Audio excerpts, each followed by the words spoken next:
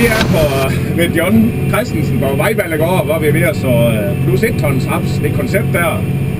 Og vi så 5 forskellige sorter fra det kalv af de nye højtydende. Og 2 forskellige slags skødninger, så det er alt 10 forskellige led. Og det bliver Johns eget standardled med hans skødning. Og i de 5 af ledene, i halvdelen af hver sort, og så den anden halvdel bliver det rapsmilergødningen, der bliver, og så plus en masse ekstra næringsstoffer og ekstra vækstregulering og svampesprøjtning osv. Så ser man, der bliver noget forskel i det koncept. Og John, vi har jo begge lidenskab for landbrug, derfor går vi med i det her. Og hvorfor vælger du at gå med i sådan noget her? Jamen, vi kan altid lære noget mere. Og plus 1 ton, det tror jeg på, og så dem, der er med i konceptet, det er noget helt klart, vi kan lære noget af. Og hvis vi heldigvis kunne gøre det, måske lære det også. Ja, vi kan alle sammen lære hele tiden. Så lyver vi, hvis vi ikke lærer noget nyt. Vi vælger i hvert fald den der såteknik her, med placering af gødninger og hvor vi også kan sprøjte meget ud samtidig. Jeg tror måske ikke på, at det er rationelt. Ja, vi så med en Focus 4 TD, som John har investeret i sidste år. Den er faktisk med miljøteknologi tilskud, så den har integreret båndsprøjteudstyr. Så her kunne vi godt have sprøjte med Command og Stomp samtidig med, men nu bliver det et lille areal, der bliver her ved John i år på grund af det meget sene tidspunkt, der bliver. Så det gider vi lige komme, så det bliver bare sprøjte med Johns marksprøjt på almindelig vis, som vi kender. Men det var meningen, at princippet, at vi skulle have i samme overkørsel. Men i og med, at vi har tænder ned i 30 cm, og vi placerer gødningen 3 steder, både i bunden, midten på, og så sammen med raps, der tror jeg godt på, at i og med, at vi får madpakken med ud lige der, hvor vi skal bruge den, det er en stor fordel, også selvom vi så det sent, vi gør i år omkring 1. september.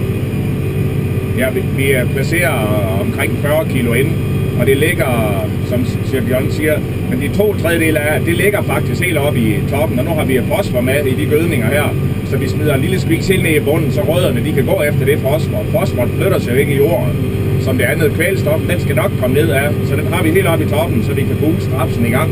Det er meget, meget vigtigt, så vi får den ensartede mark. Det er det, vi kan med det her, det stykke værktøj, det her fokuskoncept, det her. Det var tilstræber at give et fint korn her, mens vi kan placere den, og så kvælstofgødningen til foråret, hvor vi skal sprede den. Og det er 24 meter parceller, vi laver her. Og det passer så, at Johns 30 fods vejtærsker til næste år, den kan høste 9 meter på hver side af sprøjtesporet. Det er standardkonceptet, som John dyrker, og så plus 1 konceptet, som der får en ekstra kærlig hånd, hvis vi kan sige sådan. Så får vi se, om der er noget forskel i det. Det er jo ikke sikkert. Det kan være det standardkonceptet, der kommer ud med det mest netto mere udbytte. Det må tiden jo vise. Det er derfor, det er rigtig spændende at være med i sådan noget her. Helt sikkert. Så når vi har noget grej, der duer klar. John han har det nye Klaas vejtærsker, vi har John her med dobbelthjul og fokusen, så vi har egentlig noget rigtig godt grej til at gøre alt det her, synes vi selv. Så det går helt fantastisk godt, til trods for, at vi lige har fået en hel del nedbygger, og det er lige lidt fedt i overfladen, men på en sen tidspunkt, så er det nu. Men i og med, at vi brækker frisk jord op, så får vi lavet en luftforståelse af det. Ja, vi kører på grænsen af, hvad der sådan er tilladeligt. Det er en god JB 5-7 jord, det her. Den er fedte, men den er høstet sidste weekend, og så har vi overflades med en yoghurt-tallerken har bare lige for det. Der var lidt lejesæde for, fordi hallen split er, og vi laver lidt trømmel til frøene, de kan spire i. Så vi kører lige på dænglen til det kan lade sig gøre, men det går med lidt lodder og trisser, og igen, vi har ikke færdsel i det her bagefter. Det her gode jord, vi har løsnet her, så vi ikke får det presset sammen. Foræren vi jo selvfølgelig så det sidste, så er vi kredset på detaljen, som vi siger i Focus TD-konceptet. Jo. Og lige nu der så vi en DK Explicit, det er den første i serien dog er. Så kommer der en Exalte og Exception og Exclusive og Essential. Så ja, Exception, Exalte, Essential og Exclusive.